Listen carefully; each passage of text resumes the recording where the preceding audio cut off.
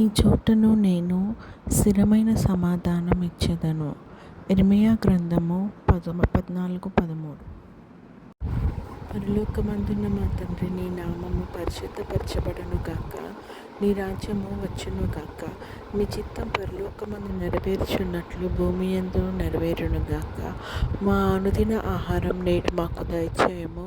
ఇతరులు మా ఎడల చేసిన అపరాధములను మేము క్షమించిన ప్రకారము మా అపరాధములను క్షమించుము. మమ్మల్ని శోధనలోకి తేక కీడు నుంచి తప్పించుము. ఎందుకనగా రాజ్యము, శక్తియు, మహిమ నిరంతరం నీవై ఉన్నాయి తండ్రి. ఆమేన్.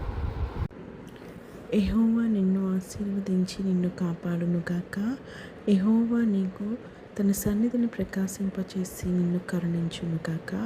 యెహోవా నీ మీద తన సన్నిధి కాంతి ఉదయింపచేసి నీకు సమాధానం కలుగజేయునుగాక. ఆమేన్.